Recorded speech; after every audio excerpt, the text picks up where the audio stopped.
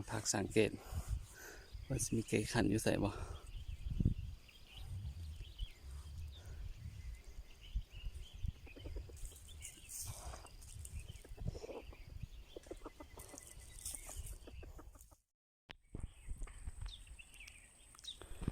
มังฮุงต้นมังฮุงปลูกได้ประมาณ7-8 เดือนก็เป็นมังเริ่มเป็นมังแล้วกล้วยมักเพชร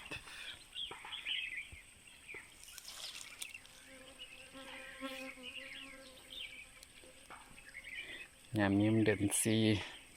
ขับแคนน้ำที่วิธีต้อนน้ำมันเลี้ยงกันแบบนี้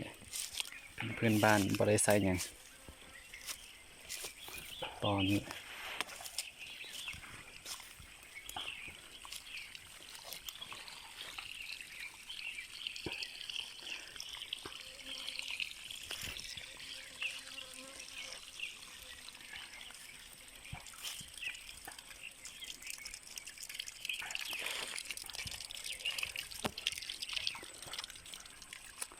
ไม้ไผ่เป็นตัวรังเลียง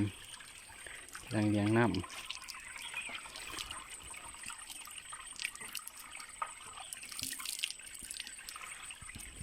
ตัวนี้ต่อน้ำเข้ามากันน่าจะ50 เมตรพูนต่อน้ำเข้ามา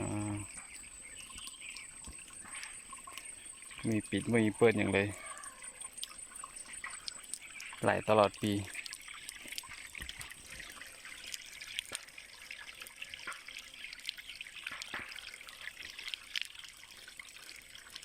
ไหลยังพุ่งมะเขือบางอย่างตามนี่แหละ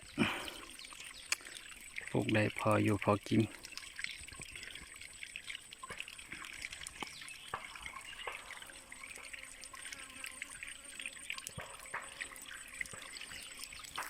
ทีนี้ก็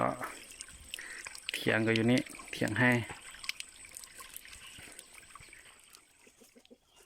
วันนี้ก็สิพาทุกคนมาต่อไก่โซ่ไก่ตัวนี้ไปต่อนะที่ให้เดี๋ยวจะขึ้นไปถึงนี่แหละไปต่อถึงนี่จะให้อยู่ส่วน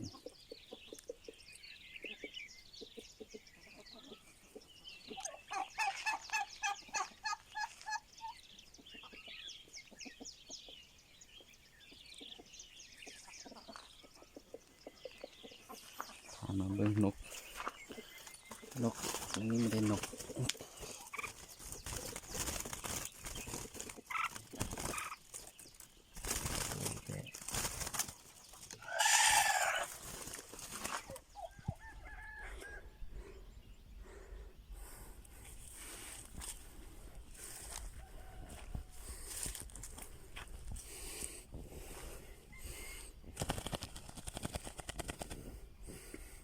เข้า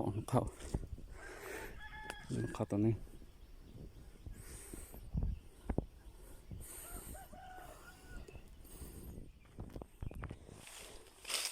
หอมชุ่มตัวนี้โอ้ได้แต่ตัวเดียวเนี่ยยังทางเข้ามาทิ้งน้อยเดียว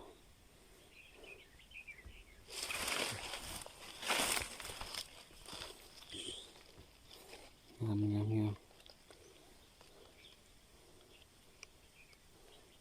หน้าแดงห่างขาว3